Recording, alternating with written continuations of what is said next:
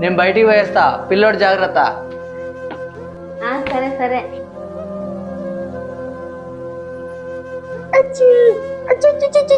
రోజు ఎట్టయినా నేను ఇంట్లోంచి పంపుతా.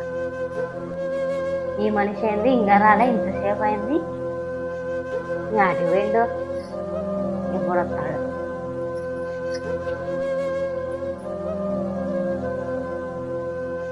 వస్తాడు వస్తాడు. అమ్మో ఏమైంది మే? ఏమైంది? ఏమైంది మే? ఏమైంది?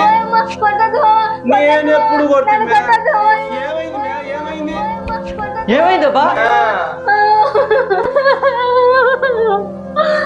ఏమైంది? ఎందుకు ఎడతానవే? నువ్వు లేని టైం చూసి నన్ను కొట్టి కొట్టి చంపేస్తాడు.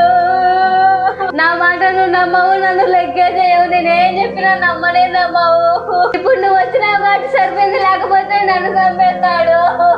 ఇన్ని రోజుల నుంచి నువ్వు మంచిగా అనుకుంటున్నారా? నీ నిజ స్వరూపం ఈరోజు మొత్తం బయటపడ్డది. ఇన్ని రోజుల నుంచి అది ఎంత చెప్తున్నా, నా అన్న కదా అట్లా చేయడు అని అనుకుంటున్నా. కానీ ఈ రోజు నువ్వు అట్లా చేస్తున్నావు అని నిరూపించినావు కాబట్టి నేను ఈ రోజు ఇంట్లో ఉండని ఈ రోజు కాదు, ఎప్పటికి కూడా నా ఇంటికి నువ్వు రానే రావద్దు. బయటికి నడువురా. నాకు తెలియదు, అన్యాయంగా నా మీద అభాండాలు వేస్తున్నారు. ఇవన్నీ కాదన్నా, నువ్వు ఇంట్లో నుంచి బయటికి వెళ్ళు. నేను ఏమనలేదప్పి.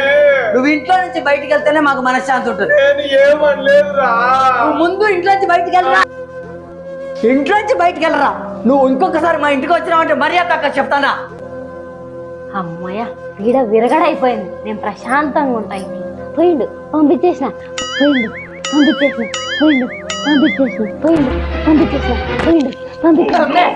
లే, ఏంది మే ముఖం మీద పోయిండు పంపించేసిన అని చిత కొడతాను మొహాన్ని అంతా. ఎంత కలనా? కళని నీ పక్కన పడుకోవడం చూడు, నిద్ర అంతా నాశనం అయిపోయింది. సరిగ్గా పడుకో. నిజమైతే ఎంత బాగుంది.